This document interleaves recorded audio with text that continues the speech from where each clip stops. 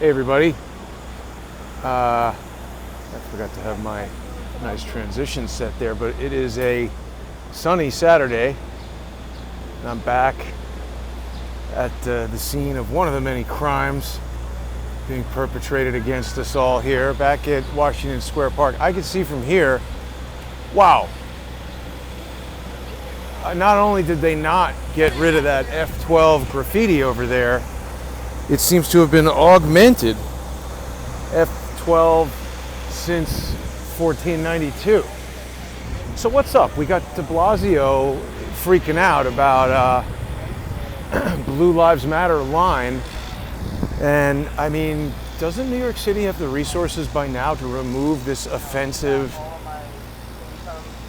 Little kids can see that. That's the first president of this country. This is Washington Square Park. And I mean, you know, luckily they've reactivated the fountain, hopefully to wash away the Schmeagles. The cops are sort of stuck in here doing I don't know what, protecting the wood, the concrete there. Now it is a lot hotter today than I necessarily expected it might be. So I just want to warn everybody, if anything happens to terminate the broadcast due to overheating of the phone, I'll do my best to continue recording, but it becomes such a hassle to repost after that. I like to do it for the sponsors because there's people out there who realize that this is difficult work and takes a lot of time. It's my full-time job, obviously, so if there were no financial compensation involved, it wouldn't make a lot of sense for me to continue doing this indefinitely. So hopefully people will sponsor the show and get onto patreon.com/crowdsourcethetruth or subscribestar.com/crowdsourcethetruth and check out all of the sponsor exclusive shows. The other reason why it's important to do, not just so that I can get food and have a place to live and continue to do the work, it's a system that I set up to protect the videos. When they're on YouTube, they're very susceptible to being struck and removed.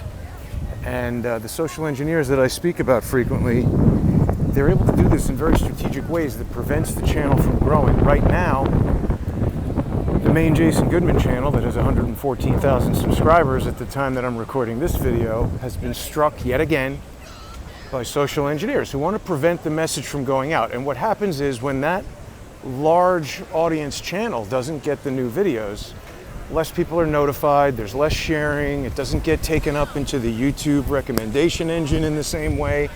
And this is a strategic assault on the message by people who prefer the socialization of the United States, the Marxification of our cities. They seem to not mind the destruction. They seem to not mind that one of the greatest cities on earth, if not the capital of the world, New York, has been essentially brought to its knees. Regular people, including myself, do not feel safe for the most part. Businesses, everybody knows, are closing. And if you absolutely need to get something stupid there on time, boom, RDS, same day stupid service. I've seen those trucks around. People in the know what I'm talking about. But I'm headed now down to the scene of other crimes, going back to City Hall, which not long ago was the New York City Chaz Chop Autonomous Zone. Today, it is the site of a rally. And I just found out about this today. I was watching it a bit on YouTube.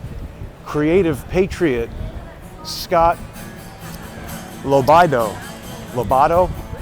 I wasn't familiar with Scott before today, but he has put together a really impressive rally down at City Hall Park. A lot of, I mean, it looks like a huge event that had money behind it and stuff. Well done, and congratulations to Scott. I was going to go down there earlier, but they had it very well covered. People can see the live streaming. I think if you look for hashtag don't jump ship, something like that. It's in my title there. People can find it, but this is an interesting event, and I'm going to make it down there, I think, right in time for the ending of it. So we'll see who's hanging out over there. Again, if you want to see the speakers and everything, Scott had an impressive video production going on down there, multi-camera switching and high quality I mean, it looked like something you'd see on NBC News. And again, or any major news thing, not particularly saying he is affiliated with anybody. I'm just saying the level of production value was quite good. And people who've watched the show a lot have heard me say things about Staten Island. I take it back, Scott. He's from Staten Island, and I'm just teasing, making fun of Staten Island when you live in Manhattan or even Brooklyn, making fun of New Jersey. I mean, this is sort of like the same attitude that you can pick on your little brother, but the second somebody else does it in the schoolyard, that person needs to get pummeled. It's like that. Staten Island is part of New York. I kid with Staten Island.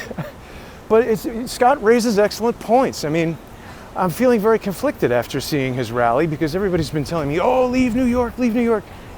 And I've been feeling that. I mean, there's none of the things that have historically caused me to really love New York. Not none of them, but so many of them are gone. I mean, the easy access to lots of restaurants and recreational activities, nightlife, meeting people, going to unique businesses, accessing things like, services that are open way later than other cities. I mean, when I lived in LA, this is minor, obviously, not a big deal.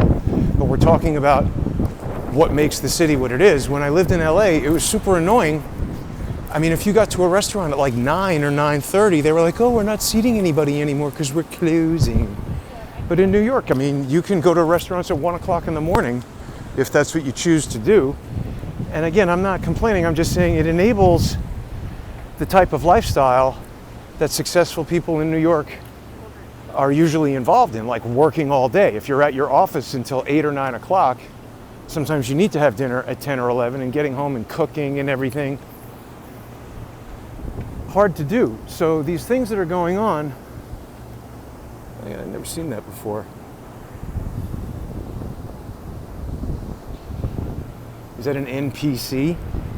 Look at that thing. I don't know what that is. But I mean, again, what's going on is transforming people's lifestyles. And, I have been thinking very seriously about leaving New York. There are some legal, financial, and logistical complications in doing that. I don't want to go into those, but people who have been following the show for years know that I'm being sued by various social engineers. I've referred to these lawsuits as #fake lawsuits. And just to once again reiterate what I mean by that, they are actual federal lawsuits that hold substantial consequences for me should they not go my way. But they're based on, anything I say about them shows up in some other pleading, so I have to be careful what I say. This is the environment that we're living in, People think, oh, we have freedom of speech and, it's a free country, but not really. You can lose your livelihood if you step out of line, and we hear it happening to all kinds of people. So if you own a restaurant, if you own a barber shop, if you own some kind of unique business in New York City, that's closing down. If you are making a business out of sharing commentary and opinions, they've just passed draconian rules that allow them to shut that down. If you say any number of a wide range of things that their broad legal language can cover, I mean, literally, it's virtually anything at this point can get you canceled by the cancel culture. So, I mean, it does appear that like Washington Square Park is at least somewhat under control. Although the cops sort of seem to be stuck in that little pen, not really patrolling. I think the idea is that they're moving around so that criminals would get the feeling that any particular moment there could be a cop somewhere with a radio to call a lot of other cops. But if they're just penned into that thing and you know that, you could go elsewhere in the park and do crime. Assault people or do whatever it is you want to do. So, yeah, people should check out Scott LoBaido. I'm sorry if I'm mispronouncing your name, Scott. Seems like a decent guy with good intentions who's encouraging people not to abandon ship, not to Don't give up the ship. Hashtag don't give up the ship, I believe is his hashtag. And, that might sound silly, but it resonated with me, and I feel like leaving is sort of what they want people to do. And that makes me not want to do it. Because I don't like being bullied into doing things. I don't like when thugs demand that I comply. I like doing things that I like to do, or things that reasonable people propose and we agree upon. I don't like being told what to do by people who are in the wrong. And I know that the friendly viewers who suggest that I should get out of New York City aren't telling me what to do. They look around, they see a deteriorating economy, they see a basically unsafe environment devoid of police and saturated with criminals and people with mischievous intent, closed businesses. This is crazy. When I was walking over down here, I just observed somebody walking into a clothing store where the clothing store sprayed the dude's hands. Like he came up to the door, they burst the door open and started blasting some spray out of a blank bottle into his hands. Now I'm sure the guy just put out his hands and accepted it. I'm sure he presumed that's just hand sanitizer, but that could be anything. Why would you allow some stranger to spray you with some unknown chemical? I mean, even if it's Windex or ammonia or whatever, why do you want to absorb that through your skin? And what if, what is with people just walking around letting other people spray them with stuff? Like, I don't know. It seems to me, if you're worried about getting sick, you should stay home and mask up. And if you're outside walking around in New York City, you should acknowledge that life is dangerous. Nobody gets out alive. And if you're worried about getting sick, stay home and just don't interact. You'll be fine. But if you're going to be out in public, acknowledge that, someone driving the car might make a mistake and their error could impact your life. You could be killed. Your legs could be broken. You could be paralyzed.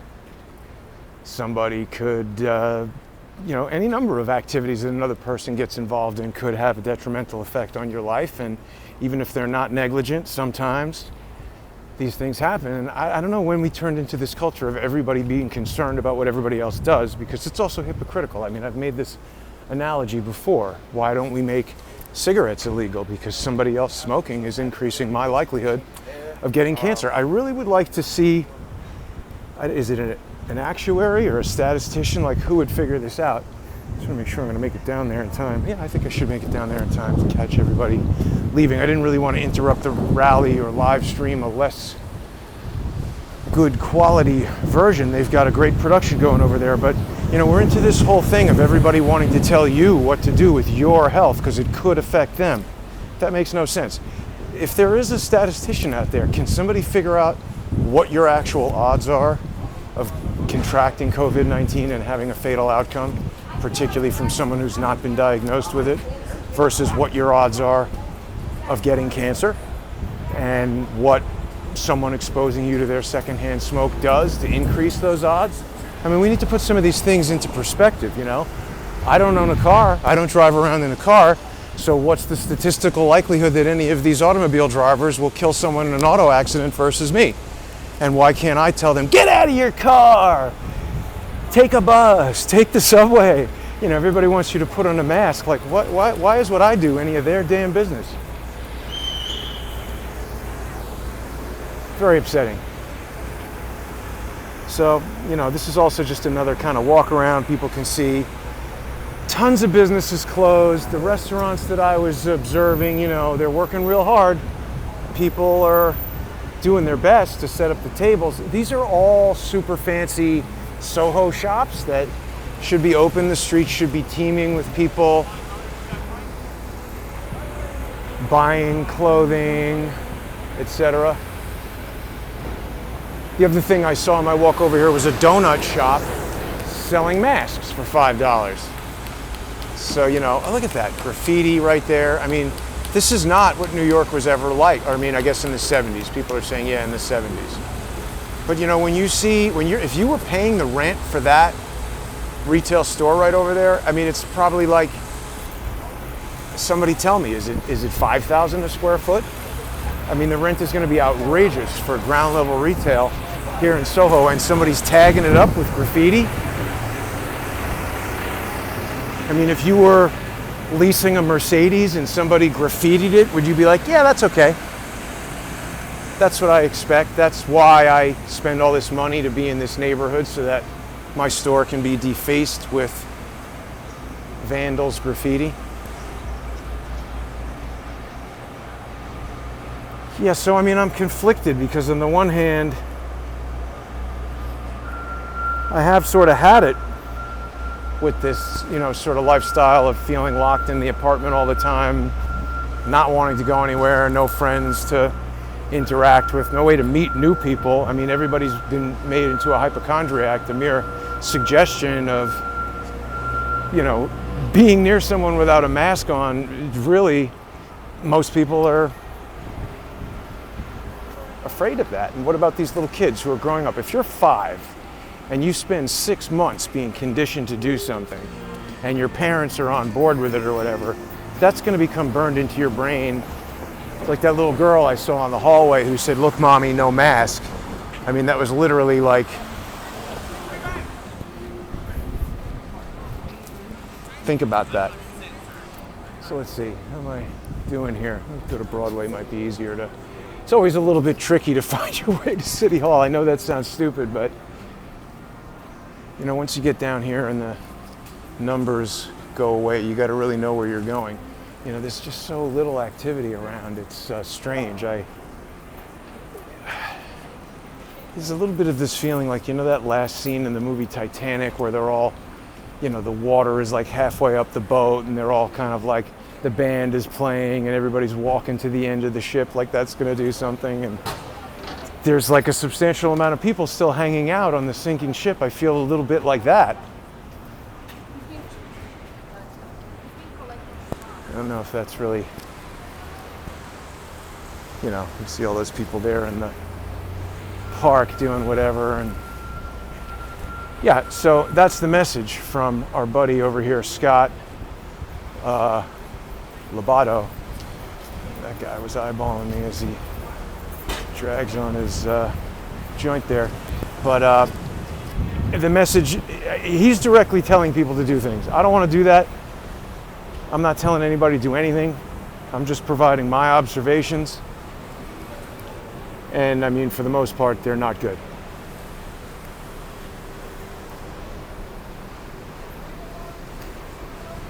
Not good. You know, you got booze everywhere. It's just a wreck.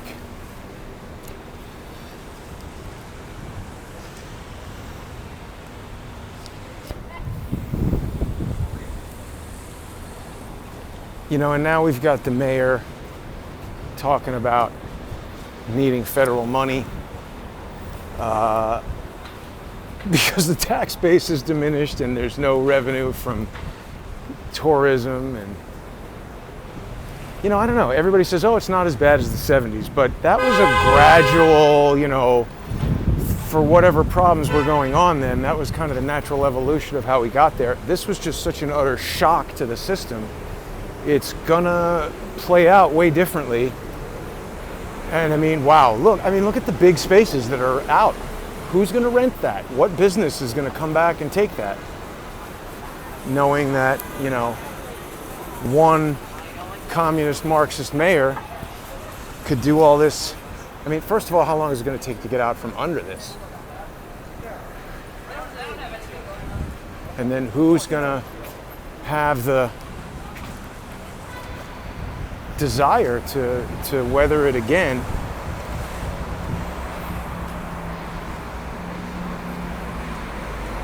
I saw a thing that said that NYU students have started returning a little bit early because they need to, you know, for the quarantine. They need to get in early so that they can be quarantined and sheltered in place or whatever.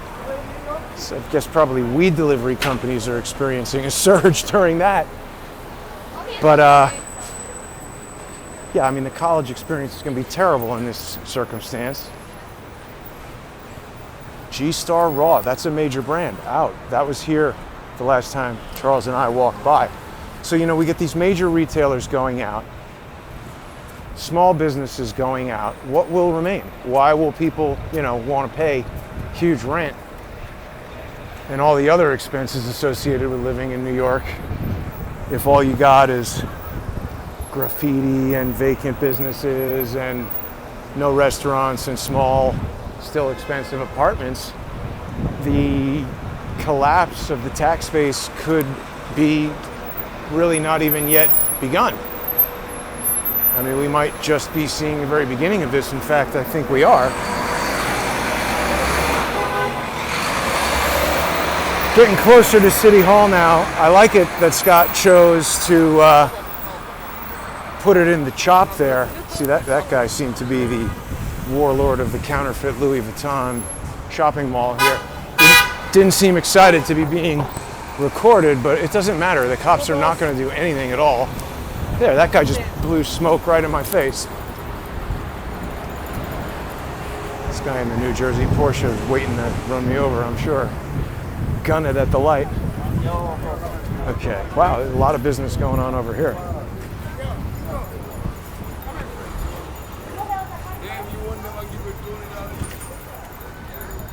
Yeah, I mean, if you need fake Louis Vuitton stuff, there it is. There's actually more of these than there were the last time we were here. Look at the Gucci section or Dolce & Gabbana, whatever that was. Oh boy, I don't know. I don't know. So I mean, that's the question. Do I leave and give up and give in to the demands of the Marxist agitators? And I mean, where do I'm not sure where I want to go. I've lived in New York all my life. It's so annoying when you have to move out of somewhere. That's what happened to me in LA. I didn't want to leave. But you know, circumstances dictate. You got to change it up. And so, Scott LoBaido, he's saying people should not abandon ship. I'm not advising anybody to do anything. I'm just contemplating my own actions.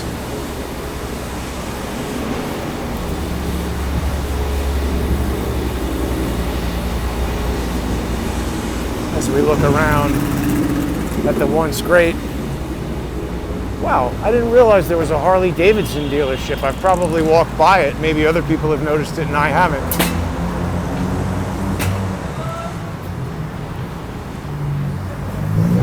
But that looks pretty boarded up. We're here at Broadway and White Street, and there's a Harley Davidson dealership, super boarded up. Here's a real estate place, says FTP. I don't know, does that make you want to buy an apartment or rent an apartment when the place is shrouded in graffiti? What is that? Seems very specific.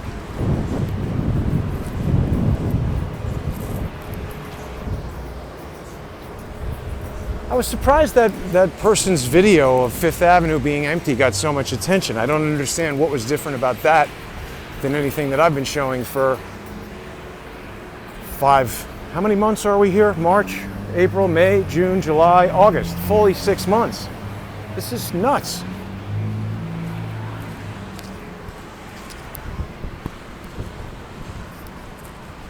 Let's not get hit by this guy.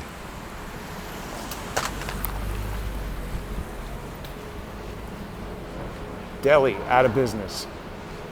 I mean, I'm not, you know, it happens, but it's kind of a rarity for delis in New York to go out of business because normally there's just so much foot traffic that any place selling drinks and sandwiches and cigarettes, people walk in and buy stuff and they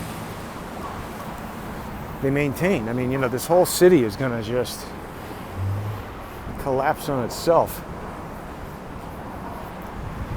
So the people at the rally seem to be aware that there's not much we can do about Mayor de Blasio if Cuomo won't get him out of there.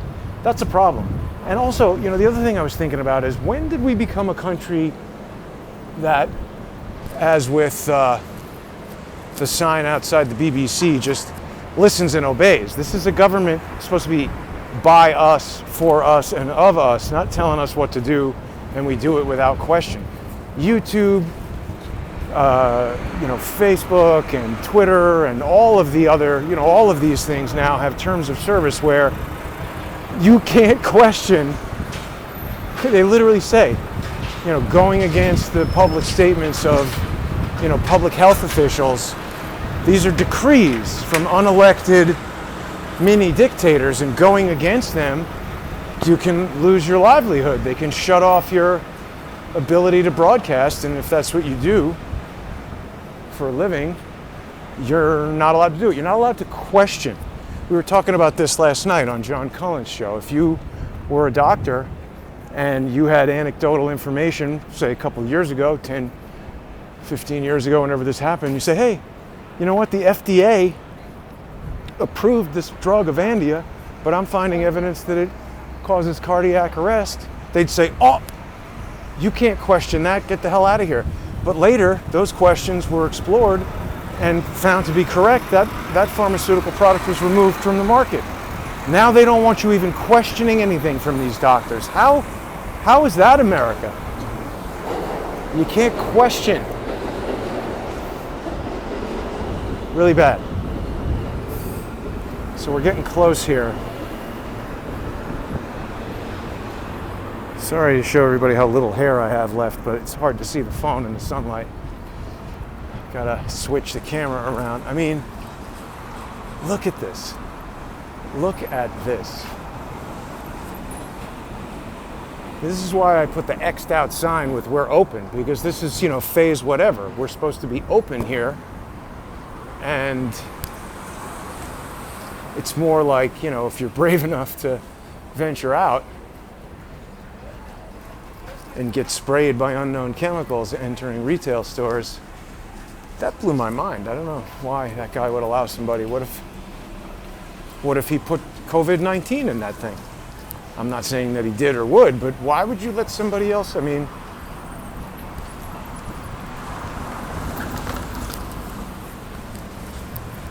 $80% off. Just about there. Now it's Saturday. It's not even Sunday. So, like, I know a lot of people probably watch when I'm down in this area with Charles, and, you know, even I was thinking, well, maybe some of these places are closed because it's Sunday. But Saturday, I mean, this should be a big retail day. All these final days, I guess, no, that's GNC. That's not even Modell's. So that's closing. There's another deli that's closed.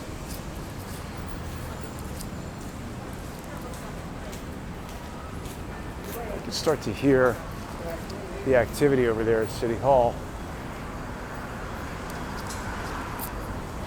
I don't know. I don't understand what happened. You know, people remember that May 1st we were over here for a protest the lockdowns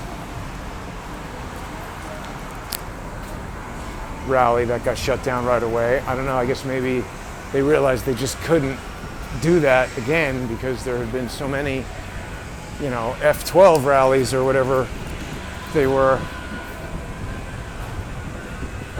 that it would be flatly ridiculous. Although they don't seem to mind being flatly ridiculous. All right, so here's City Hall. It's around the other side, so let's check it out.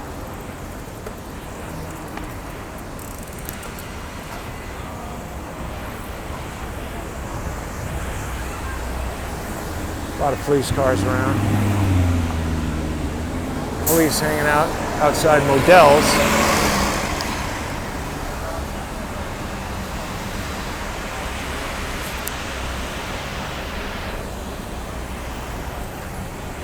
Pretty hot. Huh. Emergency management, New York State emergency management. I guess that's state level version of FEMA.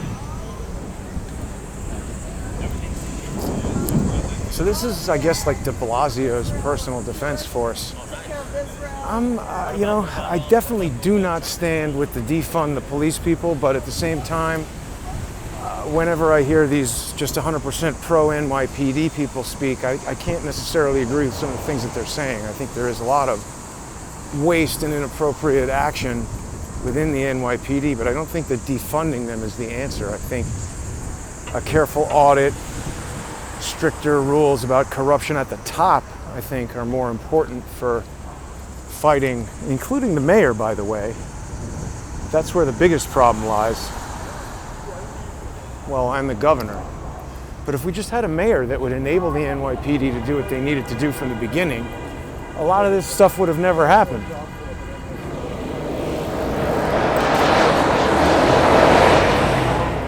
I can do that.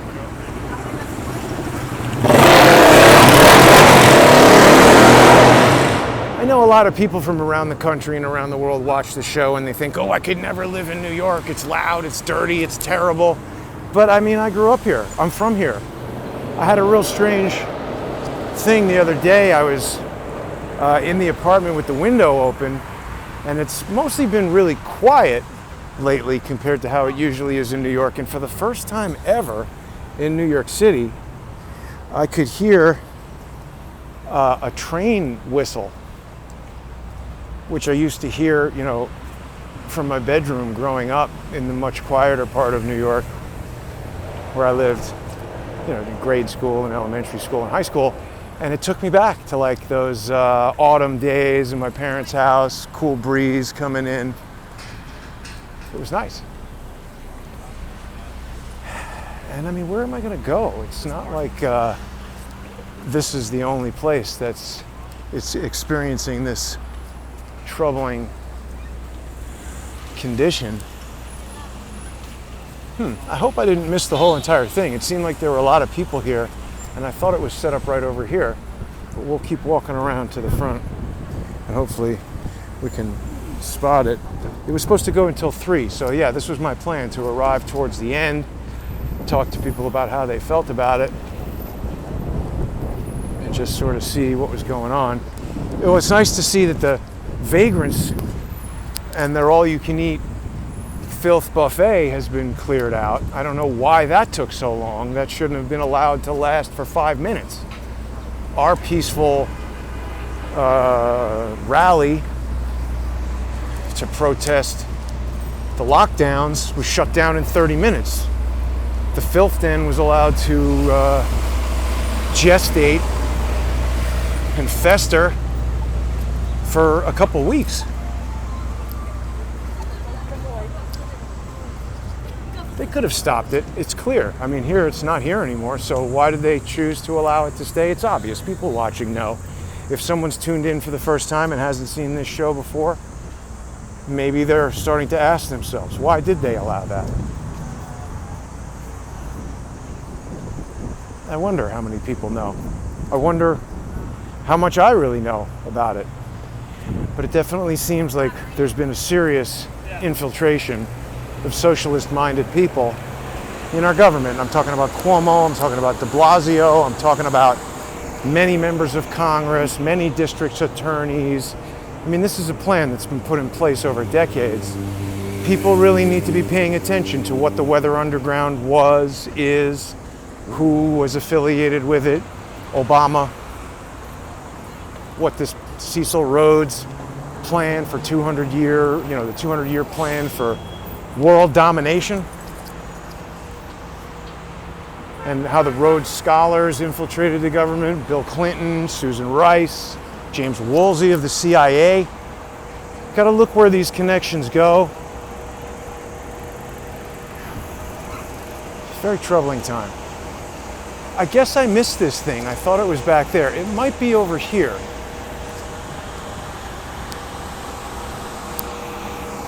Even if I missed it, it's all right to, just come down here and sort of see what's going on.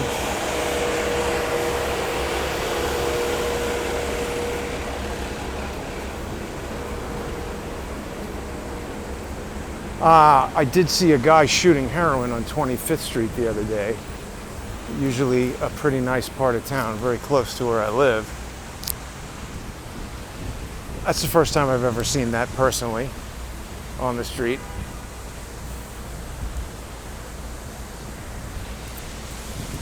Yeah, so if you're watching this now, it's 2:30 p.m. Eastern on Saturday. What is today, the 22nd? If you're watching it live, you're going to be watching on Crowdsource The Truth 2, and I'll replay it on the Jason Goodman channel, but due to a malicious strike from social engineers, the Jason Goodman channel is not able to live stream.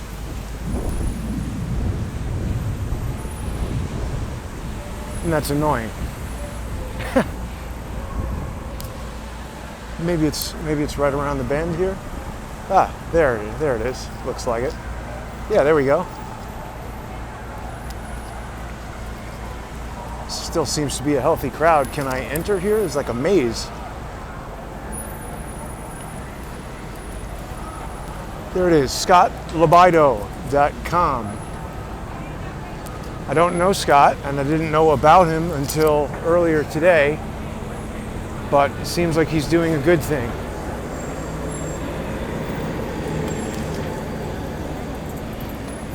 Is it possible to go in there, or is it over, or what's going on? It might be over, but if you try, let's get in through there. Through there?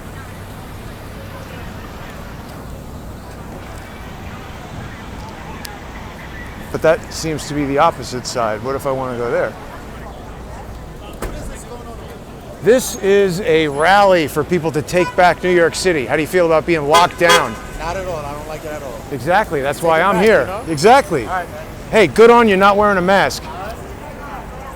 I just used some Australian on that guy. I don't think good on you is really a saying unless you're in Australia.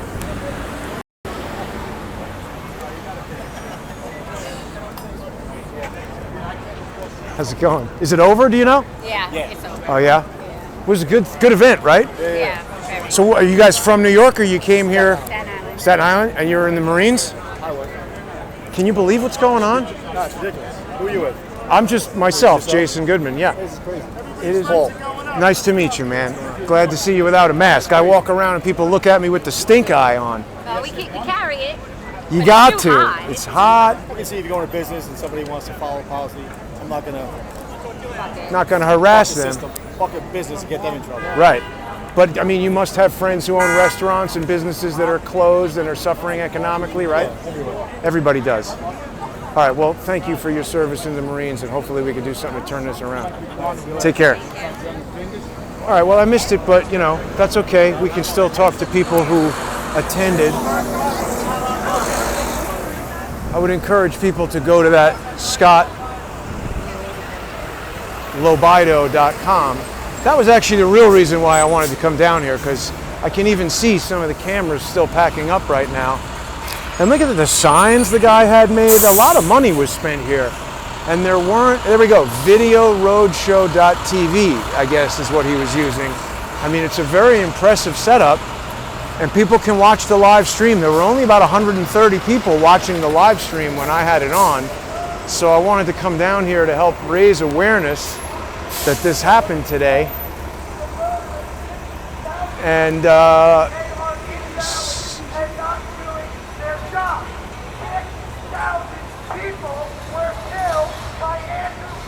that sounds like Scott.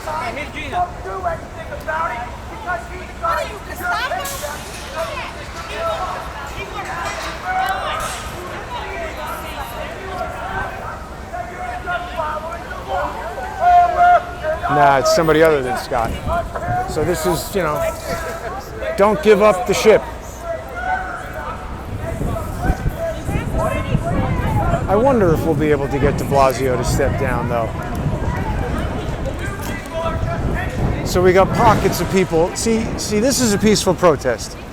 Nobody is throwing anything at the cops. The cops aren't wearing riot gear. It's just people hanging out, talking, sharing their concerns. Uh-oh. See the cops mobilizing. What's going on? Waving arms and stuff.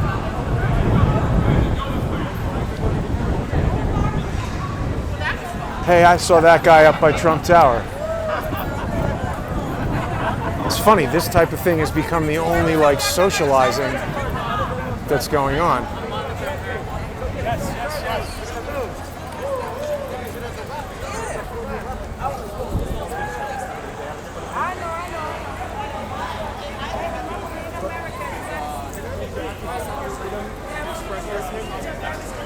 Well, that's why we're protesting, because of the lockdown. It's violating our freedom. It's violating our freedom. For some reason, a lot of people realize that it's very mixed. I was confused. Right. I was really confused, so Have a nice day, guys. Excuse me. So that lady likes the lockdown, or what was going on there? I missed the conversation. She was supporting Black Lives Matter. She was confused. She thought that this side with the Trump flags were saying Black Lives Matter. She misheard. They were saying all lives matter. But Scott made a point of saying that it wasn't about Black Lives Matter at all. It's about we got to get the city back to business. It's not. That's why I was trying to speak to the Black Lives Matter people. I was trying to tell them, Melinda Gates says black people are going to be the first ones to get the vaccine. I hope they realize that. I saw that, but then I looked for it again, and it's been virtually erased from the internet. Exactly. So I hope that they realize, because maybe some of them will be coming to our side. Well, what happened? They came over to argue with the Scott LoBaido I'm not rally? really sure what happened. I think they were protesting on this side right here, and some of the people from our side came over, and then there was some conflict. I'm not exactly sure what happened. Oh, but here's the police. Yeah, the police had to separate them because it was getting a little... All right. Well, listen, good luck. Thanks. Yeah. Huh. NYPD legal. What does that mean? Is she a lawyer? I've never seen that before. Taru. I've never seen that before. We got all kinds of different... Excuse me. What is NYPD legal? Are you a lawyer for the NYPD? Huh. That's interesting. And what was happening? Black Lives Matter protesting Scott LoBaido? I don't know. I just got here. All right, well, be safe, you guys. Thanks. Thank you, you too. It's nice when people aren't throwing things at the police. I agree.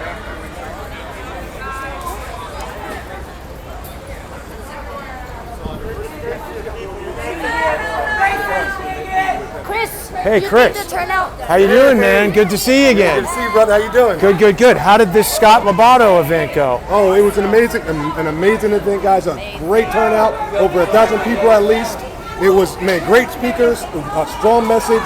A strong rally. And then we kept it peaceful the entire time. Of course, later on, Black Lives Matter. I just saw that. What happened there? Well, radical leftist group Black Lives Matter came up and they started, starting their drama. A young lady, they called her the B word. And after they called her the B word, the girl pushed the other girl on our side, and she attacked back.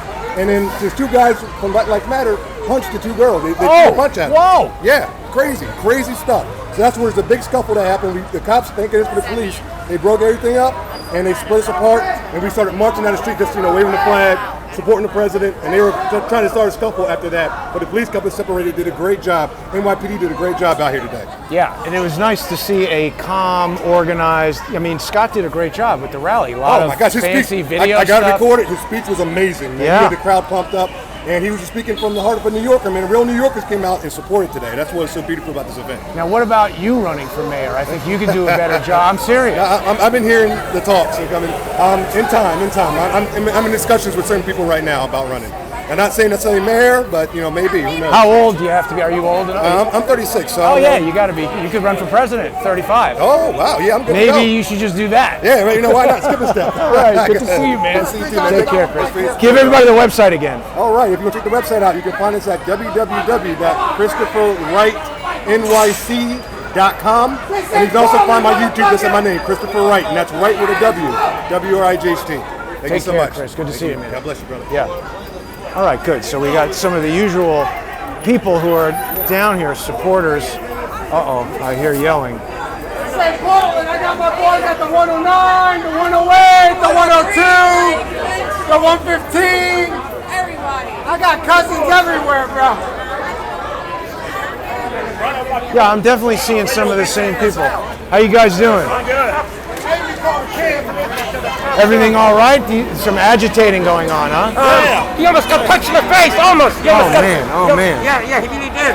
He almost got physically assaulted. Wow. Yeah. Not surprising, because when they come over, you tell me try to what grab happened. his I don't want side to make of his any hand. assumptions. He's gonna run up like he gonna do something. You gonna run up like you gonna get punk ass. He ain't gonna do nothing. Yeah. He ain't gonna do nothing. And then I after approve that, that shit. He ain't gonna do nothing. Yeah. And then They didn't know today. They didn't realize today niggas for Trump was out here to meet their ass. We out here today. No, wait, I didn't know about that group. Drink. Take care, huh? Okay. Portland, bitch. Wow. So still a lot of pressure on the cops when this sort of thing happens. said that to you? Yeah, the freaking black said that to people. her. The one over there, the girl right there talking about the People trying to fight with you, ma'am? They told her that she's a disgrace to her people. You told her what? They told them that they're disgrace to her people. Oh, wow. So any black person that wants to speak out against Marxism, they say is racist. Exactly. So they're not just supporting black lives. Comparing to them, they're not supporting black lives. It's terrible. Am I disgrace to the transgenders? What do you mean? The wars in you're Caribbean? The wars during the colonial times? So I'm confused. You don't understand about the guerrilla wars and how the indigenous. Okay. Yeah. Of course you don't. You don't know history. Native Americans ran with us right there. through the mountains in Jamaica. In Jamaica and mixed with us. They're not talking about no Trump. During the British colonial times, what do you mean? I'm not. No, I don't support either. Black and all lives matter, but all lives can't matter until the Black Lives Matter. Thank you for saying that point. So that's You scared the fuck out of me with that whole yeah, but it's true. Why is that controversial? I don't know. I don't understand. I don't know what the conversation is about. This is good. They do. What the fuck? Are you guys gonna get the vaccine? I'm sick of that dumb phrase. No, fuck the vaccines. Well, you know, Melinda Gates says black people are getting it first.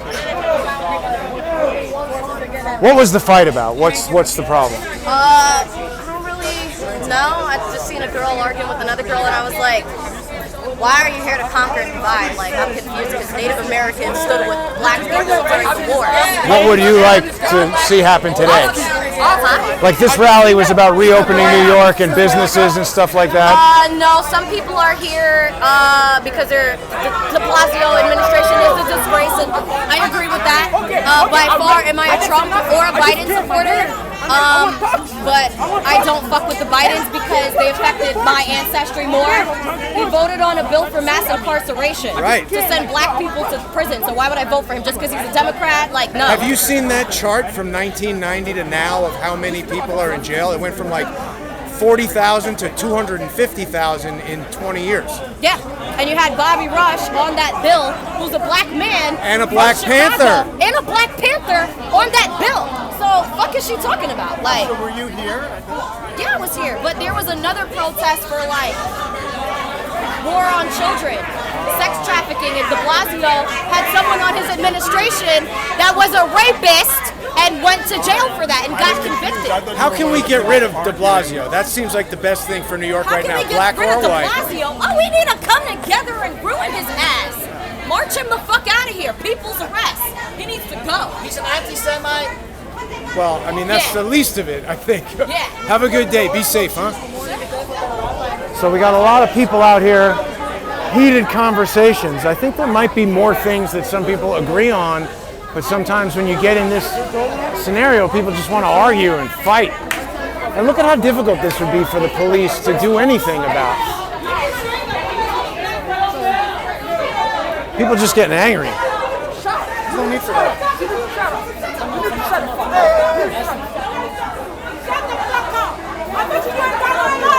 If you had a father, you would have tried to find me a female. Where your father at? I bet you arrested a fucking father. Because if you had one, you would have tried to find a female. Because I was coming to this bitch over there. It's no real. It's no real. We're here. Yeah, we're right here.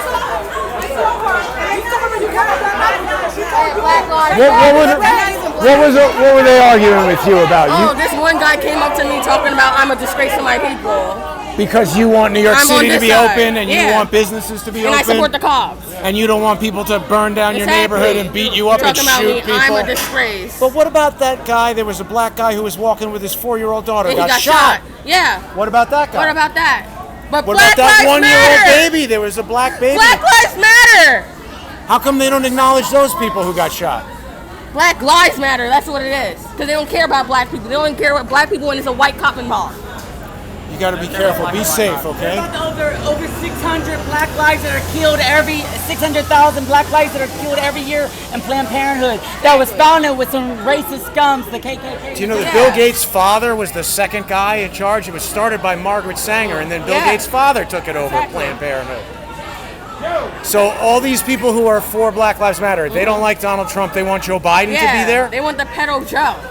I mean, he's going to make everybody wear masks and take vaccines, isn't he? I wish you would try to make me wear my mask.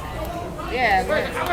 So everybody just wants to fight. Everybody just wants to fight with you because they think they can tell you what you should think. They're trying to tell me my life matters. I don't need up there on the street. I don't need a sign. I don't need a movement saying my life matters. I know I matter. How did you feel about Scott and the rally they had today? I loved it. It was good, right? I came for it. I came for it. Yeah. I came for it. And they failed to realize they thought that was they thought it was a freaking Blue Lives Matter, man. That's why they came. But even if it was, don't we want the cops? I mean, why? If they had their little Black Lives Matter protests, why can't we have ours? Yeah. Why can't we have ours? You guys weren't hunting around to try to agitate at their thing. People, that's what they're doing. They are. Disgusting. Like, that's why. Do you have a Twitter or anything you want people to know about? My Facebook is Deanna, D-A-N-N-A, Deanna Andrea. And yeah, that's why I dropped blue paint on that nasty. Oh, right. Well, you be safe, Deanna. Take care of yourself, Thank okay? you. Have a nice day. That's a brave woman to stand up. I think if you're black and you stand against that, you get a lot of heat. Some guy gave it to me. Awesome. Here?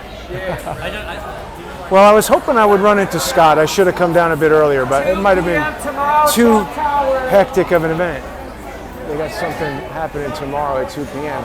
I mean, this was mostly what I wanted to see, was the aftermath of who was here and how people felt about it. Again, people who want to see the rally, you're going to go to Don't Give Up the Ship, a hashtag Don't Give Up the Ship, or ScottLoBaido.com. You can see the whole thing. They did a great job producing it. Frankly, I think Scott LoBaido and his team did a better job producing this event than the virtual DNC. How would you guys compare this to other patrolling you've had to do lately? Nobody throwing any stuff at you, nobody being violent, right? Oh, all right, you can't even make a comment. I mean, you know, the cops should be able to speak to the public. They are here among us.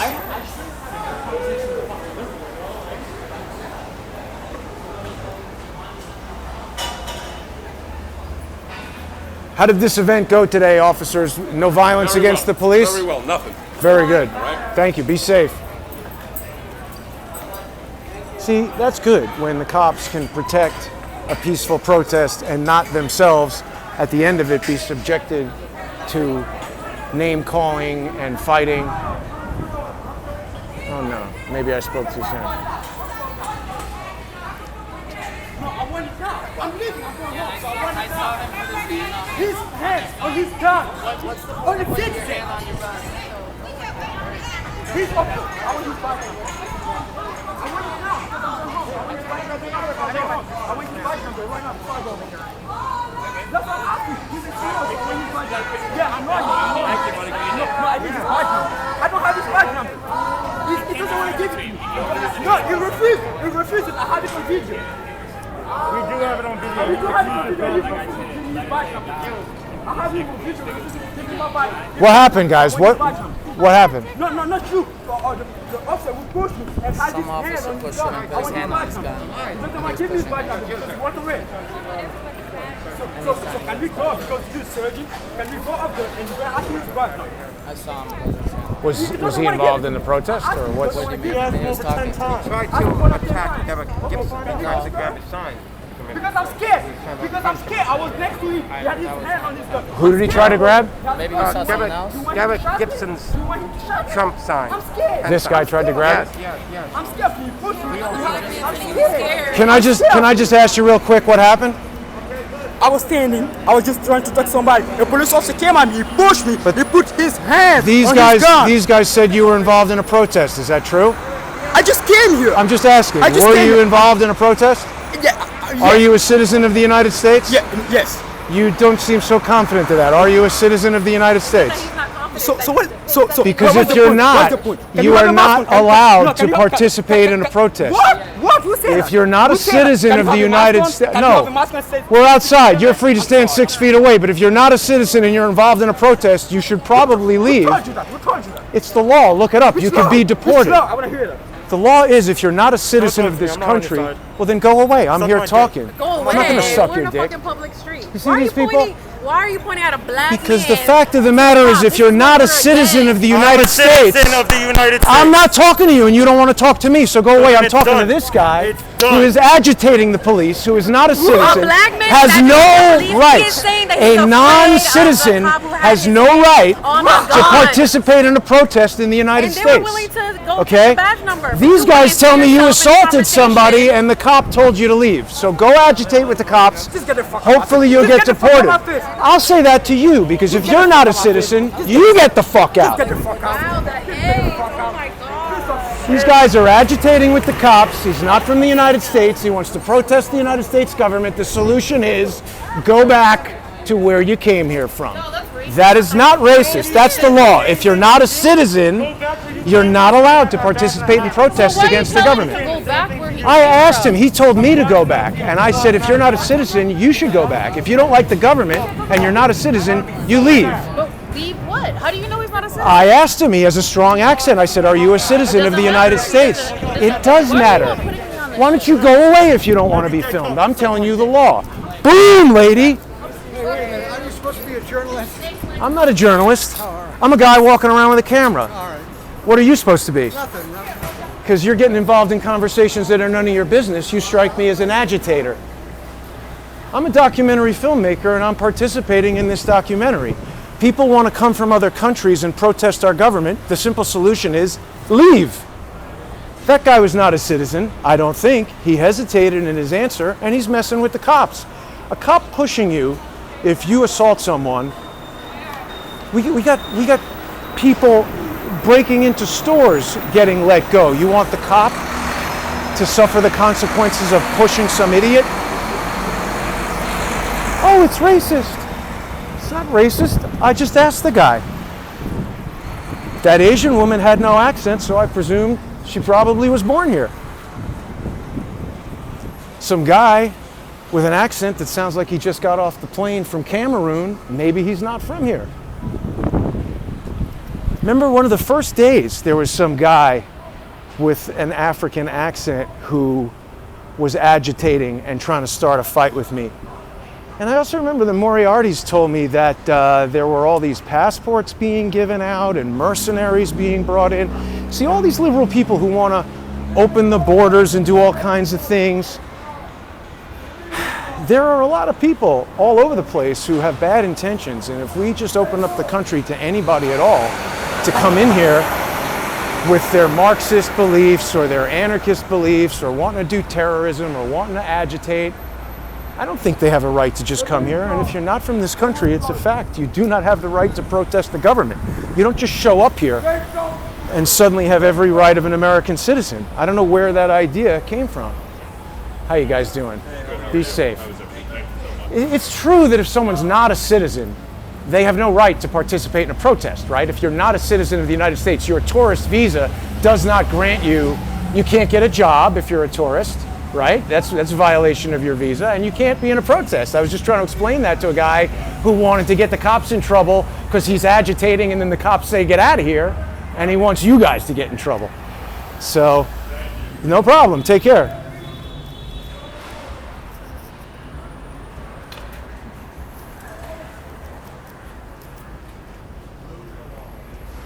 You're racist, you're racist. This guy's life matters. I don't know, one side was telling me he was agitating. That guy looked like he was like 17. And they always do that, right? Then they put the mask on and back up. Oh, put your mask on, get 6 feet away. You stupid idiot. If you're afraid of getting sick, stay home. If you're gonna be outside, acknowledge. You could trip, fall, crack your skull, you could get hit by a car, you could get shot in the face, and you might get sick. If you're so afraid, stay home and be like John Travolta in 1975 with the plastic bubble. Right? When was that? The boy in the plastic bubble. Well, there we go. It was good, you know, to see how that rally was set up. It's funny, I don't see all of those people going over to agitate at Black Lives Matter rallies. That guy was gonna run me over with his fancy BMW. That's a nice looking little dog. At least we get run over by an electric BMW, so it's environmentally whatever. All right, let me take another street up. See, change the camera around here. Yeah, not a lot of hair left there. But, I mean, a pizza place closed on a Saturday in New York City, what?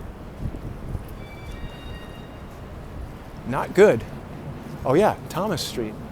Oh, perfect. Right, so we were talking about this. Who was I talking to this about the other day? There's 1 Thomas Street. And then right next to 1 Thomas Street, can people see it? Pret a Manger, which I guess is out of business or closed or something. There's 1 Thomas. And then this crazy NSA building, 33. How's it going? Do you know about this building? That's the NSA in that building. Do you live around here? Take it easy, man. I think a lot of people don't know much about this building. Maybe that guy does. He's having his lunch over there. But a lot of security cameras and stuff. Yeah, and there, 33 Thomas Street. So how does it go from 1 to 33? And then let's see what the other one is across the street.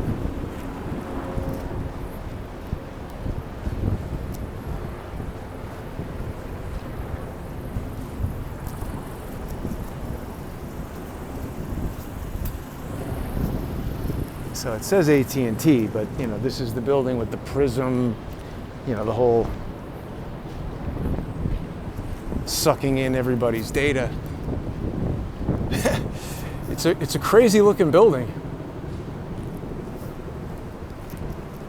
So when we cross over Thomas,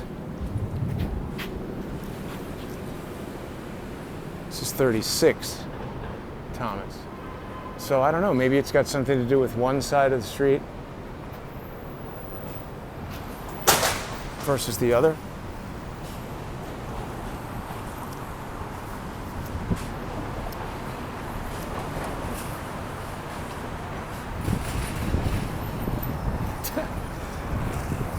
That guy looked somewhat shocked.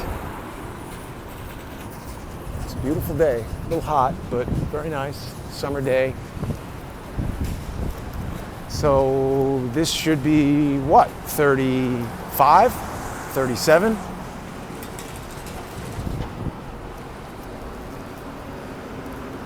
Buckle my shoe. No idea what that is.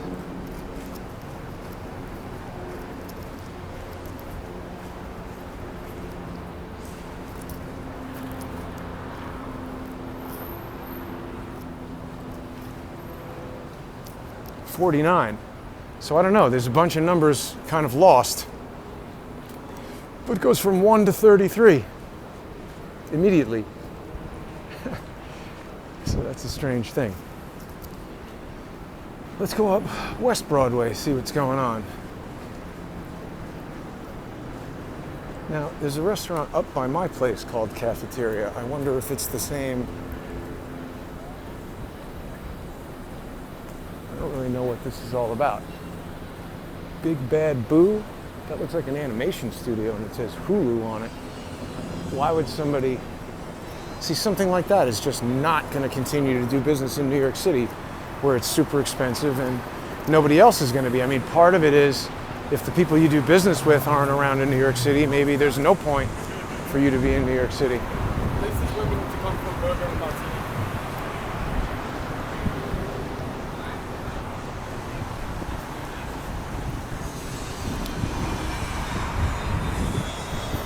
I keep meaning to go back and get a video from months ago and then just compare the kind of average street traffic from months ago to the street traffic of now. And by the way, if you are one of the people who's constantly emailing me saying do more New York City walkarounds, here you go. And it's a good opportunity to acknowledge me, acknowledging your request, and become a sponsor. You can go on to subscribestar.com/crowdsourcethetruth or patreon.com/crowdsourcethetruth. And I think on Patreon, $2 per month sponsorships might be sold out, but there are still more $2 per month sponsorships available on subscribestar.com. And if you subscribe on either for $5 a month or higher, you get access to the Discord chat. $10 a month and higher, you're going to get the Sunday with Charles screensaver, which has been, everybody has loved that. Not a single person has had anything but positive things to say about the Sunday with Charles screensaver. $25 per month and higher sponsors, after 3 months at that level, get a free mug, a gift mug. The Robert Mueller Nothing Burger mug. So big thank you to the $25 per month sponsors. And you know, it happens automatically on Patreon, but it's a manual sent to you by me. If you're on Subscribestar, $25 a month. So if you are at that level and haven't gotten your mug, just send me an email, truth@crowdsourcethetruth.org, and I'll make sure you get it. I've observed this thing before, bizarre shape. It's a study of a shell.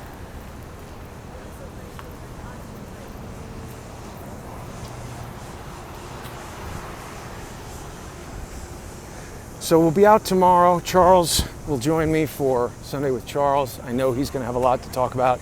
Steve Bannon being arrested.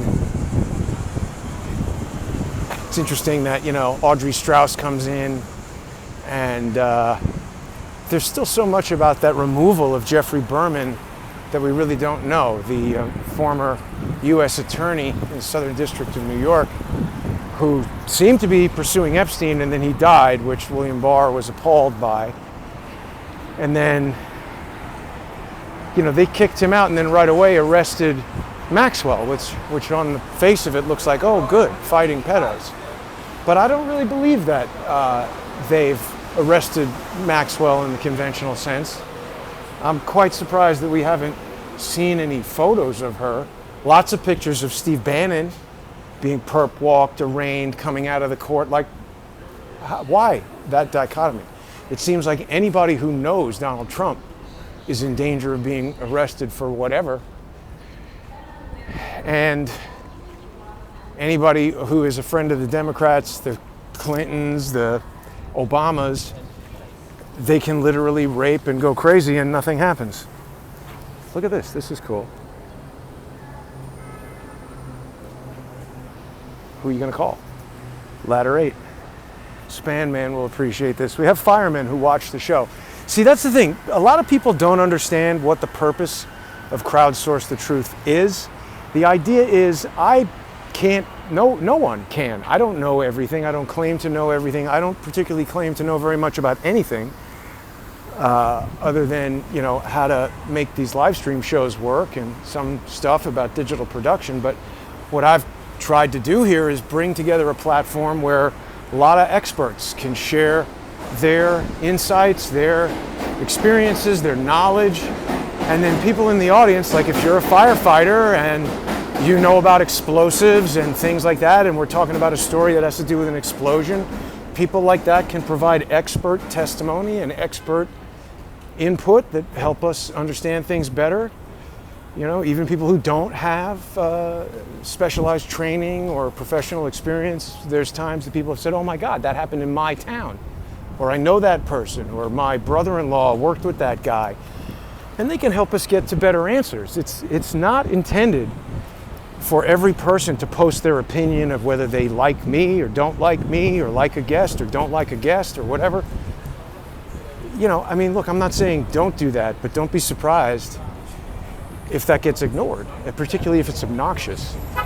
Because the other thing is, you see, these comments are utilized by social engineers to try to convince people of things. Social engineering is just, trying to convince someone to do something that is not in their best interest. And there's a lot of different ways that can be done.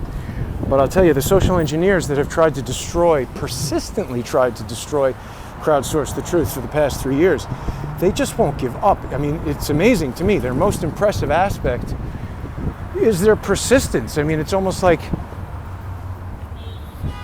some sort of sick animal that bangs its head against a wall and doesn't stop. They're persistent. I guess that's admirable to some extent, but they're not really getting anywhere. In fact, the banging of their own heads against the same wall is resulting in something of a dent in their head. Luckily, nothing inside it, so they're safe from any injury. But had they brains, they wouldn't be doing this in the first place. It does take a lot of my time and sap a lot of my resources, though. And, so when you see these comments you can start to detect the patterns. This is interesting. That guy Patrick Berge, who I interviewed a year or more ago, was recently the subject, or one of the subjects, of that controversial documentary put out by Millie Weaver just as she was being arrested. Now, there's a lot to still be learned about that whole case and all the details surrounding it, but I contacted Patrick Berge to ask him those questions. He was not a guest on the show. He was a person who I suspected of lying to me, who I was interrogating, and part of that interrogation involves him not necessarily knowing what he's going to be asked, so that his impromptu answers can reveal in the way that he answers them, how he sounds. Do we think he's being truthful? Because I have reason to believe he has not been. And that's not to say I don't believe anything that he's told me. I think at some point after he started telling me all these things, somebody else got involved. I think that somebody gave him money and influenced him. Because you see, this is what I have observed seems to be the case. Social engineers, when they identify someone, might initially approach that person and say something like, "Hey, Jason, you got a great YouTube channel. Why don't you put it on our platform? You'll make money, we'll send you guests, it'll be great." But then I thought to myself, something about that sounds not completely on the up and up. It doesn't sound like it makes sense. It doesn't sound like I want to be involved. And they got angry. And then they started trying to destroy my platform, because you see, I think they find it easier to coerce someone. They're looking for the path of least resistance, right? If they can throw you a couple of bucks or increase your reach on YouTube or whatever platform you're on, keep guests coming that you think are interesting or that you think people think are interesting, this is how they try to entice people in the way of thinking. Huh. Look at that. I don't know. This seems like almost like a business that popped up as a result of the lockdown. I never saw that before. It's like a coffee shop tucked away. Anyway, the thing is, they want to try to suck you in. Make you a mouthpiece for their message. Particularly if they think that you have a good audience or a good ability to express yourself, or technical knowledge that makes your broadcast sort of a standout. If they identify someone as a person who has a high likelihood of succeeding, they want that person in their camp. And also, if in the case of Patrick Berge, that person is releasing information that they don't want released, they'd like to find the simplest, least damaging way to get that person to come around to their way of thinking. Certainly throwing $4,000 at somebody is a lot easier than murdering them or suing them for 3 years or any of the more complex things they can do. But so basically, it starts like that. "Hey, Jason, you got a great YouTube channel. Why don't you put it on our platform? You'll make money. We'll bring you guests. It'll be great."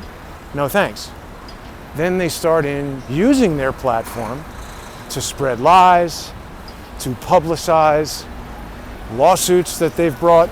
You know, I don't know if people realize this. Another major purpose of a lawsuit is you can say things about someone in a lawsuit. You can make allegations in a lawsuit that if you just made them in a YouTube broadcast would be defamation. You could totally make stuff up in a lawsuit and sue someone for things that you allege, which if the lawsuit finds them not to be true,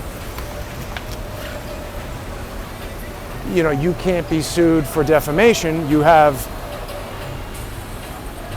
maybe it's qualified immunity from defamation in a lawsuit, or a lawyer has that at least. So what they want to do is they want to put a lot of nonsense into the lawsuit and then do a broadcast publicizing, hey, this lawsuit alleges X, Y, and Z.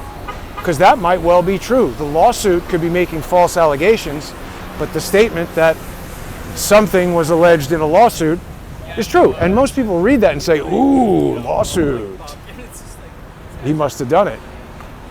Or whatever. They just put whatever ridiculous idea into a lawsuit. Another game they play is they'll get some English speaking, some native English speaker, whether he's some bloated British dope in Poland, or some bloated New Zealand dope in New Zealand, or some as yet unseen British dope allegedly in France. They like to get these native English speakers who are outside the jurisdiction of federal courts, so they can make all kinds of claims on YouTube, and you can't do much about it.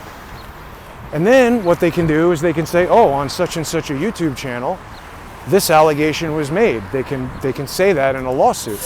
So it's funny how these lawsuits have opened my eyes to some of these games that lawyers play, and now I see it on a larger scale. I think Alan Dershowitz is engaging in lawfare. I think most lawyers are engaging in lawfare kind of all the time. They want to intimidate you. They're not necessarily using justice to achieve a right. They're using their knowledge of the law to bend your will, to make them do what you want. And it's a very effective tactic, particularly if you don't know the law or understand how court works. A lot of people say, oh, court is rigged. Life is rigged, right? Nothing is fair. People do things for their own benefit, and that's true of officers of the court. There are going to be personal relationships there. There's a bit of a whole thing where if you're a judge, you were once a lawyer and you believe in the justice system and whatever. So just saying that courts are rigged, it's so imprecise that it makes it essentially a useless statement. We can't go anywhere from there. You just say, okay, I give up, the courts are rigged. I'm telling you this, if you go into the court and start telling them about how you're a sovereign citizen and there's a fringe on the flag and it's admiralty law and whatever, not only are you going to get laughed out of that courtroom, but you're probably pretty close to being held in contempt, going to jail, losing your case, having all kinds of bad outcomes. Just like you cannot sit down at the game of Monopoly and decide that you don't like the rules and start playing poker in a Monopoly game, you're not going to win the Monopoly game. You got to know the rules of Monopoly, and even if you disagree with them, you got to play by those rules if you want to win in that game. So it's the same with the courts, it's the same with the law. Now, in the case of General Flynn, that's obviously a very high-level example of lawfare, and we can see that going against the judge in court doesn't work very well very often. Now, in Michael Flynn's case, I believe he's in the right, but even when the law and the facts are on his side, fighting the judge is not easy. We've seen other examples of lawfare where neither the law nor the facts are on the side of the plaintiff, but they just keep pushing. I don't think judges like that. Sometimes it takes a long time for a judge to issue an order, and sometimes it comes in a day. It's hard to know what judges are thinking, but I think if your thing gets denied within 24 hours, you're losing. You're losing the judge. You're losing credibility with the judge, and you're going to lose the case. Well, I would like to say that it does appear that there's maybe less hostility on the streets. Maybe I'm being more selective about who I speak to and how I speak to them. But it's really tough to know what's going to happen with New York. It's really tough to decide what I should personally do relative to New York.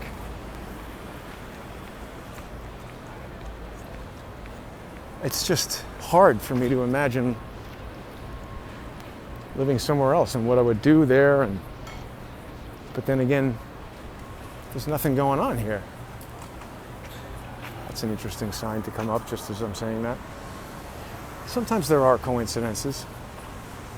Or, you know, I don't know, one of my former co-hosts would tell me, no, there's a Tyler AI listening to everything I say and putting that sign up based on my location with GPS and in some computer-driven effort to be ironic. I don't know. That is probably quite a stretch. Look at how empty this restaurant is. On a Saturday, what time is it here? 3:20. People would be out boozing up, having a late lunch. Oh, so many. And I mean, remember, this is, of course, a fraction of their normal capacity.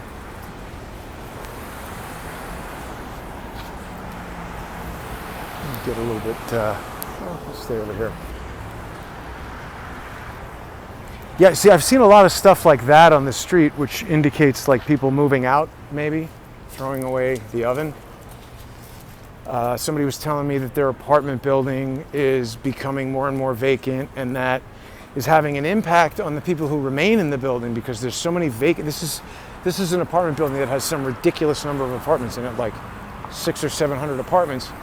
And the issue is there's so many empty apartments that the building staff has to go around doing things like flushing the toilets and turning on sinks and making sure, like, you know, whatever gaskets and different kinds of things that aren't being utilized aren't rotting out, creating floods and other problems in the building. So there's a countless array of things that we as average people, whether you live in New York or don't live in New York, aren't thinking about in terms of the follow-on effects of everything that's gone on for the last 6 months. Beast mode is the name of that towing thing. But I just don't think